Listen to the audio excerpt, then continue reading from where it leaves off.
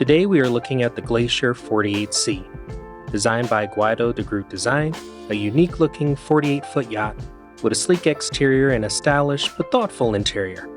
Before that, if you like my content, please subscribe and share with a friend, or consider hitting that join button. It's greatly appreciated. First, let's take a look at the outside of this vessel, then the interior. Finally, I'll give you the specs and my final thoughts. You can find chapter markers in the description below if you want to hop around. I did a double take the first time I saw this yacht. It has a very unusual shape that frankly, I wasn't a fan of at first blush, but as I continued to scrutinize looking at the body from several angles, of which there are many, this is, if nothing else, an angular vessel. It sort of grew on me and I quite like the aesthetics now. The Glacier 48C is presented in a metallic gray, giving off naval vessel vibes. The front windows of the pilot house are raked forward aggressively. I love the black aluminum fin shape on each side. I also love the glossy gray paint job. The rear deck has a C-shaped couch with a center table. Starboard, there is a cabinet and a control post for remote mooring. You can reach the bow deck from either side of the yacht, but be careful as the guardrails are rather short. There are, however, well-placed rails on the roof to grasp to assist and give a bit of extra security as you move around. You can actually see into the pilot house from here through the sunroof.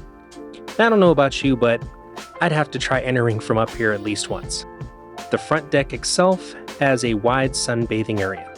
Now, entering the yacht, there is a generous seating area with the love seat starboard with a hidden television behind it and an L-shaped couch with a table port. The table can also fold out to provide space for the opposite love seat. The large windows on either side give an unfettered view to the world beyond. The pilot house has a very minimalistic look, which I like. It gives it a very tasteful and elegant look. You can steer standing or drop the seat cushion down to sit. Visibility out the front windows is excellent as well.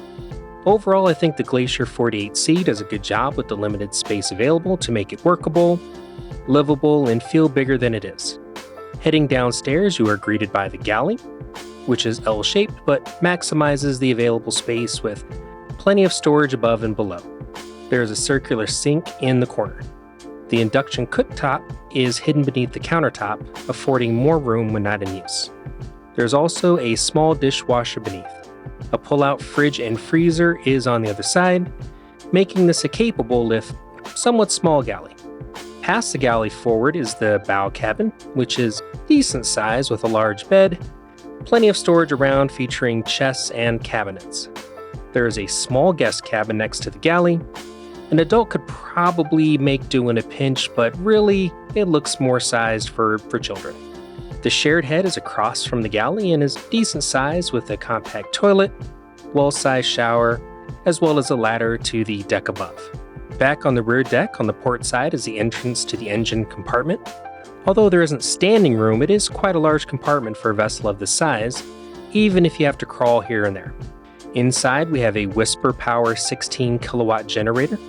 Powering the Glacier 48C are dual Volvo Penta D8 IPS 800s. As you can see, all of the wiring is tidy and clean. In the corner, you can see the hot water boiler as well as the fire extinguishing system. I'll put the rest of the relevant stats on the screen for you now.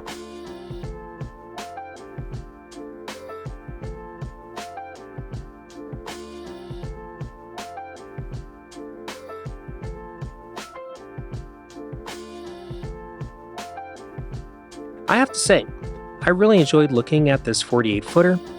I liked pretty much every aspect of it, from the exterior profile to the interior layout and material selection. What did you think of the Glacier 48C? Let me know in the comment section below. If you enjoyed this video, give me a like, but if you loved it, consider subscribing for more videos just like this one injected directly into your YouTube feed, or considering hitting that join button. I'm Phil. Thanks for watching. Catch you on the next one.